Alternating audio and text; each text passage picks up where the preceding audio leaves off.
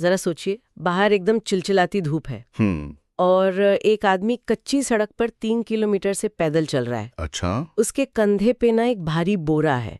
ओहो। अब देखने में शायद लगे कि वो कोई सामान ढो रहा है, लेकिन उस बोरे के अंदर उसकी अपनी सगी बहन का कंकाल है। अरे बाप रे। हाँ, पैरों की कुछ हड्डियां तो उस बोरे से बाहर लटक रही हैं। और सबसे खौफनाक बात यह है कि वो आदमी उस कंकाल को लेकर किसी शमशान या कब्रिस्तान नहीं जा रहा है। तो कहाँ जा रहा है वो? वो जा रहा है अपने बैंक। बैंक? ये तो मतलब बहुत ही विचलित करने वाली बात है। बिल्कुल। आज के इस विस्तृत विश्लेषण में, या जिसे हम डीप डाइव कहते हैं, हम न्यूज़ 18 इंडिया की एक ऐसी ही रिपोर्ट पर चर्चा कर रहे हैं। ये किसी डरावनी फिल्म का दृश्य नहीं है, बल्कि ओडिशा के केंदुर्जा जिले की एक खौफनाक हकीकत है। और देखिए, आज का हमारा मिशन सिर्फ एक दर्दनाक खबर को पढ़ना नहीं है। सही बात है। बल्कि इस घटना के बहाने ना हमें उस कागजी व्यवस्था के तंत्र को समझना है जिसने एक भाई को इतना मजबूर कर दिया, क्योंकि हम सभी कभी ना कभी बैंकों और सरकारी दफ्तरों के कड़े नियमों से जूझते ही है ना। बिल्कुल जूझते हैं। और यहाँ जो सबसे दिलचस्प और सोचने वाली बात है वो ये है कि जब हम लाल फीताशाही या जिसे हम रेड टेप कहते हैं उसकी बात करते हैं तो हमारे दिमाग में बस फाइलों के ढेर आते हैं। हाँ, सरकारी दफ्तरों के चक्कर याद आते हैं। एकदम सही।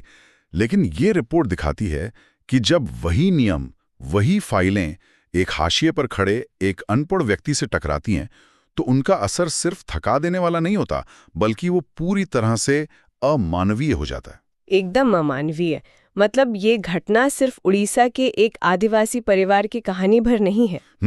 ये तो उस रोजमर्रा की जद्दोजहद का सबसे चरम रूप है जो आम लोग झेलते हैं। ठीक है, तो आइए इसे थोड़ा विस्तार से समझते हैं और इस घटना के पर्दे खोलते हैं। हाँ, बताइए कि शुरुआत कैसे हुई? तो घटनाओं का ये क्रम दिखाता है कि व्यवस्था और एक आम इंसान की समझ के बीच कितनी गहरी खाई है।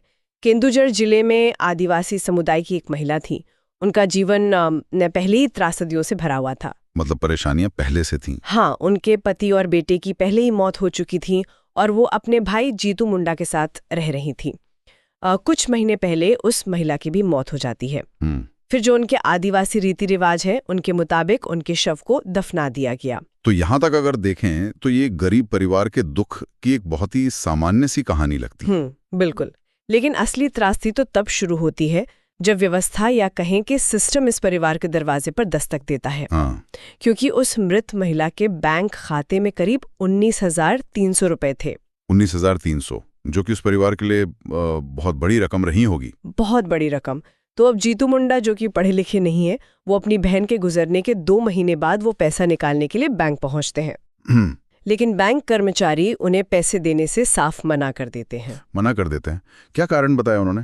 उनका कहना था कि नियम के मुताबिक खाता धारक को सामने लाओ या फिर उसका मृत्यु प्रमाण पत्र यानी डेथ सर्टिफिकेट लेकर आओ। देखिए, अगर हम बैंकिंग के नजरिए से देखें ना तो ये बहुत ही बुनियादी और मानक प्रक्रिया है। हाँ, वो तो है। कर्मचारियों को ट्रेनिंग ही यही दी जाती है। बिना प्रमाण के पैसे देना तो गैरकानूनी है ना। बैंक के कर्मचारी बस उस नियम पुस्तिका का पालन कर रहे थे जो उनके सामने रखी गई थी। देखिए, मुझे ये बात समझ आती है कि नियम जरूरी हैं, लेकिन जीतू मुंडा ने उन्हें बताया कि उनकी बहन की मौत हो चुकी है। वो एक अनपढ़ आदिवासी हैं। क्या उन कर्मचारियों को इतना भी नहीं दिखा कि इस व्यक्ति को डेथ सर्टिफिकेट क्या होता है ये तक नहीं पता? वो शायद ही कभी किसी सरकारी दफ्तर गया हो। सही बात है। बैंक ने सिर्फ नियम का हवाला दिया और उसे बिना किसी मदद के वापस भेज दिया। मतलब ये तो वही बात हुई ना कि आप किसी बहुत भूखे व्यक्ति को एक बड़े शानदार रेस्टोरेंट में बुला लें, हाँ, लेकिन जब खाना परोसने की बारी आए तो उसे ऐसी भाषा में बात करें जो उसे समझ ही ना आए। बिल्कुल। तो खाना सामने होने का क्या फायदा? ये रेस्टोरेंट वाली उपमा इस स्थिति को बहुत सटीक तरीके से समझाती है।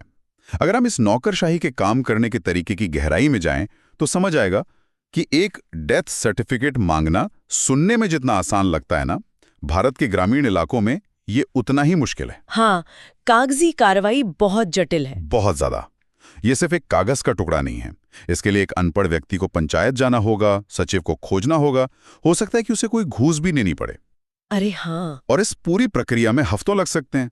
ग्रामीण इलाकों में जो डिजिटल रिकॉर्ड्स की कमी है और सरकारी दफ्तरों की जो दूरी है, वो इस एक नियम को एक अभेद्य दीवार बना देती है। और जब आपको वो भाषा समझ ही नहीं आती, जब कोई रास्ता नहीं सूझता, तो इंसान वही करता है जो उसकी समझ में सबसे तार्किक होता है। तो जीतू मुंडा ने क्या किया? जीतू मुंडा ने ना बैंक कर्मचारियों की बात को बिल्कुल शाब्दिक अर्थ में ले लिया। शाब्दिक अर्थ मतलब जब बैंक ने कहा कि खाता धारक को लाओ, तो वो खाली हाथ लौटने के बाद सीधा अपनी बहन की कब्र पर गए। अरे बाप रे। हाँ, उन्होंने उस कब्र को खोदा, 2 महीने पुराने शव को निकाला जो अब लगभग कंकाल बन चुका था, उसे एक बोरे में भरा और 3 किलोमीटर की पैदल यात्रा करके उस बोरे को ले जाके बैंक की चौखट पर रख दिया। ये वो बिंदु है जहां व्यवस्था की संवेदनहीनता अपने चरम पर नजर आती है। मतलब एक इंसान अपने ही परिवार के चंद हजार रुपए पाने के लिए अपनी मृत बहन की कब्र खोदने पर मजबूर हो गया। बिल्कुल, और इस घटना के बाद जाहिर तौर पर बैंक में हड़कंप मच गया। पुलिस को बुलाया गया। तो पुलिस ने क्या किया? पुलिस ने आकर मामले को संभाला। जीतू मुंडा को काफी देर तक समझाया गया कि देखिए, बैंक इस तरह काम नहीं करता। बाद में पुलिस की मदद से ही उस शव को दोबारा दफनाया गया और जीतू मुंडा को मदद का भरोसा दिया गया। पुलिस ने भी ये बात मानी कि जीतू मुंडा को प्रक्रियाओं की कोई समझ नहीं है। हाँ, वो अनपढ़ है। लेकिन इस पूरी घटना से ना एक बहुत बड़ा विरोधाभास सामने आता है, जिसका जिक्र न्यूज 18 इंडिया की रिपोर्ट में बहुत जोर देकर किया गया है। कौन सा विरोधाभास? वित्तीय समावेशन यानी फाइनेंशियल इंक्लूजन बनाम वित्तीय साक्षरता यानी फाइनेंशियल लिटरेसी। इस विरोधाभास को समझना बहुत जरूरी है। देखिए, पिछले 1 दशक में ना सरकारी नीतियों का पूरा जोर इस बात पर रहा है कि देश के हर आखिरी व्यक्ति को, हर गरीब को बैंकिंग सिस्टम से जोड़ा जाए। हाँ, बहुत सारे खाते खोले गए हैं। बिल्कुल, लाखों जीरो बैलेंस खाते खोले गए। इसका मुख्य उद्देश्य बहुत ही नेक था, गरीबों को गांव के साहूकारों और महाजनों के चंगुल से बचाना। लेकिन एक मिनट, साहूकार का जिक्र आने पर मेरे दिमाग में एक बात आ रही है। अगर मैं थोड़ा बैंक के खिलाफ जाके सोचूं। हाँ, बताइए। साहूकार का सिस्टम भले ही शोषक हो, लेकिन वो मौत का प्रमाण पत्र तो नहीं मांगता ना। ये बात तो है। अगर उस महिला का पैसा किसी साहूकार के पास होता तो वो जीतू मुंडा को जानता होता। बैंक ने उस साहूकार की जगह तो ले ली, लेकिन उस स्थानीय भरोसे की जगह एक बहुत ही कठोर कागजी व्यवस्था खड़ी कर दी। ये एक बहुत ही शानदार विश्लेषण है। साहूकार स्थानीय जानकारी और व्यक्तिगत पहचान पर काम करता है, जबकि बैंकिंग प्रणाली पूरी तरह से दस्तावेजों और कागजों पर निर्भर करती है। सिस्टम ने गांव वालों को बैंक खाते तो दे दिए, उन्हें ये तो बता दिया कि अपना पैसा यहां सुरक्षित रखो, लेकिन उन्हें ये नहीं सिखाया कि इस व्यवस्था का इस्तेमाल कैसे करना है। बिल्कुल नहीं सिखाया। हमने पैसे को तो डिजिटल कर दिया, लेकिन लोगों को उसी पुरानी अनपढ़ दुनिया में छोड़ दिया। तो इसका मतलब हमने लोगों को बैंक के दरवाजे तक तो पहुंचा दिया, लेकिन अंदर चलने का तरीका नहीं बताया। बिल्कुल सही कहा। उस महिला को या उसके परिवार को किसी ने ये नहीं समझाया कि नॉमिनी क्या होता है। उन्हें ये नहीं बताया गया कि मृत्यु के बाद पैसे का दावा करने की कानूनी प्रक्रिया क्या होती है। जब शहरों में रहने वाले पढ़े लिखे लोगों को अपने ही पैसे निकालने के लिए बैंक के 3-3 चक्कर लगाने पड़ते हैं, तो उन सुदूर आदिवासी इलाकों में क्या स्थिति होगी? यही तो सबसे बड़ी समस्या है। इस पूरी व्यवस्था को समझने का बोझ है वो उसी तबके पर डाल दिया गया है जो समाज में सबसे ज्यादा अशिक्षित और कमजोर है। हाँ। जब एक खाता खुलता है तो सिस्टम अपनी पीठ थपथपाता है कि भाई वित्तीय समावेशन हो गया, लेकिन जब उसी खाते से पैसा निकालने की बात आती है तो अचानक से वो व्यक्ति वित्तीय साक्षरता के अभाव में अकेला छोड़ दिया जाता है। एकदम अकेला। और न्यूज 18 की रिपोर्ट में ना एक बहुत ही कड़वी सच्चाई बताई गई है। क्या? वहां कहा गया है कि सरकारी दफ्तरों में भ्रष्ट लोग गिद्धों की तरह बैठे हैं। जब जीतू मुंडा जैसा कोई व्यक्ति डेथ सर्टिफिकेट बनवाने जाता तो उसे सिर्फ नियम नहीं बल्कि उस भ्रष्टाचार का भी सामना करना पड़ता। हाँ, ये तो है। लेकिन देखिए, अगर हम थोड़ा पीछे हटकर एक बार फिर बैंक के नजरिए से सोचें। बैंक एक बहुत बड़ी वित्तीय संस्था है। उसे एंटी मनी लॉन्ड्रिंग और वित्तीय धोखाधड़ी जैसे राष्ट्रीय और अंतर्राष्ट्रीय नियमों का पालन करना होता है। सही बात है। वे सिर्फ किसी के ये कहने पर कि मैं इसका भाई हूँ सीधे पैसे तो नहीं दे सकते ना। नहीं दे सकते। अगर बैंक सुरक्षा के नियम ना बनाए तो कोई भी किसी का भी पैसा निकाल ले जाएगा, फिर तो पूरा सिस्टम ही ढह जाएगा। मैं आपकी उस बात से पूरी तरह सहमत हूँ। सुरक्षा के नियम बिल्कुल होने चाहिए। धोखाधड़ी रोकना बैंक का काम है, लेकिन यहाँ सवाल नियम के होने का नहीं है। तो फिर किसका है? सवाल उसे लागू करने के तरीके का है। एक ऐसी व्यवस्था जो धोखाधड़ी रोकने के नाम पर इतनी कठोर हो जाए कि वो असली हकदार को ही बाहर कर दे, वो व्यवस्था खुद में एक विफलता है। हाँ, ये बात तो सोचने वाली है। नियम ना इंसान की सहूलियत के लिए होते हैं। अगर एक बैंक कर्मचारी ये देखता है कि सामने खड़ा व्यक्ति अनपढ़ है और दुखी है, तो क्या व्यवस्था उसे इतनी छूट नहीं देती कि वो उस व्यक्ति को सही रास्ता दिखाए? उसे कम से कम सही जानकारी तो दे। बिल्कुल, उसे पंचायत के किसी अधिकारी से जोड़ दे।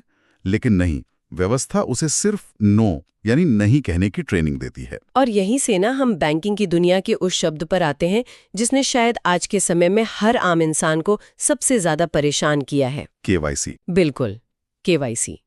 न्यूज़ 18 इंडिया के रिपोर्टर ने इस शब्द पर बहुत गहरा तंज कसा है। हम सब जानते हैं कि KYC का फुल फॉर्म होता है नो योर कस्टमर, यानी अपने ग्राहक को जानो, जो कि असल में बैंकों की जिम्मेदारी होनी चाहिए थी। बैंक को पता होना चाहिए कि उसका ग्राहक कौन है, किस पृष्ठभूमि से आता है, उसकी आर्थिक स्थिति क्या है। बिल्कुल। लेकिन रिपोर्टर कहता है कि आज की हकीकत में इसका मतलब पूरी तरह बदल गया है। हाँ। आज KYC का मतलब है give your bank your information. वाह, क्या तंज है। मतलब ग्राहक खुद अपनी जानकारी बैंक को दे और बार बार साबित करे कि वो कौन है। आधार कार्ड लाओ, पैन कार्ड लाओ, फिंगरप्रिंट दो, OTP बताओ। हाँ।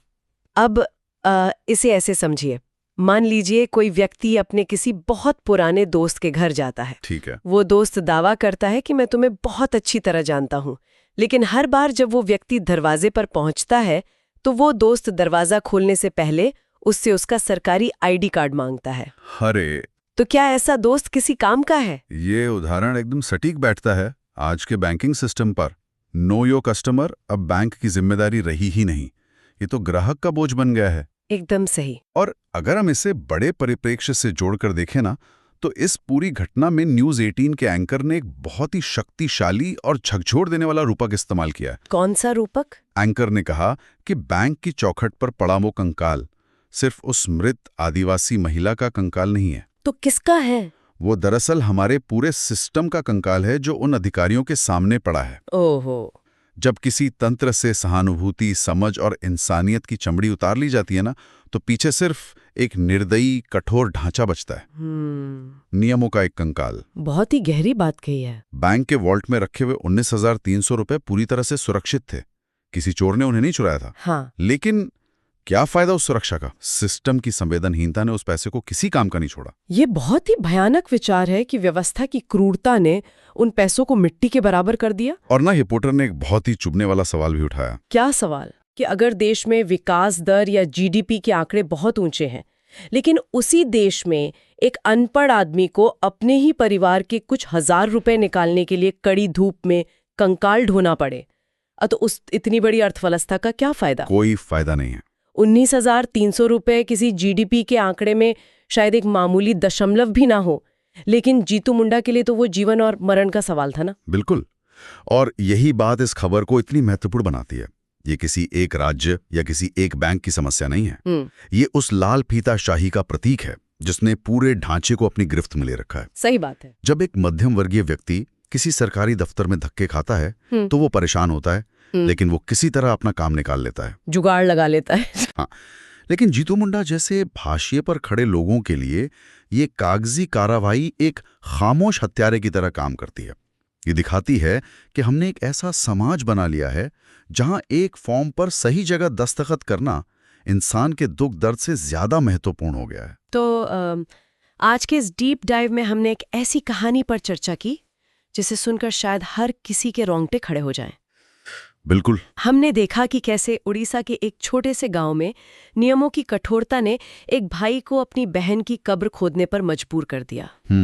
हमने वित्तीय समावेशन और वित्तीय साक्षरता के बीच की उस गहरी खाई को समझा जिसमें देश का एक बहुत बड़ा तबका आज भी गिरा हुआ है। सही कहा। और हमने ये भी देखा कि KYC जैसे नियम जो हमारी सुरक्षा के लिए बनाए गए थे, वे कैसे व्यवस्था की संवेदनहीनता के चलते आम आदमी के लिए उत्पीड़न का एक जरिया बन गए हैं। लेकिन एक बात और है, ये घटना सिर्फ अतीत या वर्तमान का आईना नहीं है, ये भविष्य के लिए एक बहुत बड़ी चेतावनी भी है। चेतावनी? वो कैसे? देखिए, आज जब जीतू मुंडा बैंक गया तो कम से कम काउंटर के उस पार एक इंसान बैठा था। हाँ, एक इंसान था। एक ऐसा इंसान जो भले ही नियमों से बंधा था, लेकिन वो जीतू मुंडा की परेशानी देख सकता था, उसकी बेबसी महसूस कर सकता था। लेकिन आज की बैंकिंग तेजी से बदल रही है। हम आर्टिफिशियल इंटेलिजेंस, फेशियल रिकॉग्निशन, पूरी तरह से ऑटोमेटेड डिजिटल बैंकिंग और एल्गोरिदम की तरफ बढ़ रहे हैं। हम इंसानी दखल को पूरी तरह से खत्म करने की कोशिश कर रहे हैं। अरे हाँ।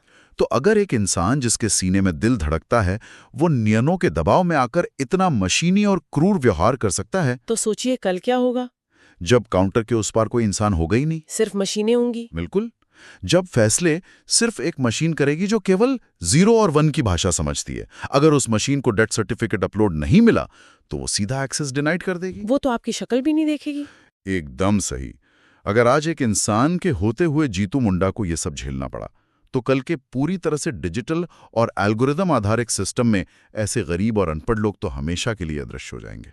ये सच में एक बहुत ही डराने वाला विचार है।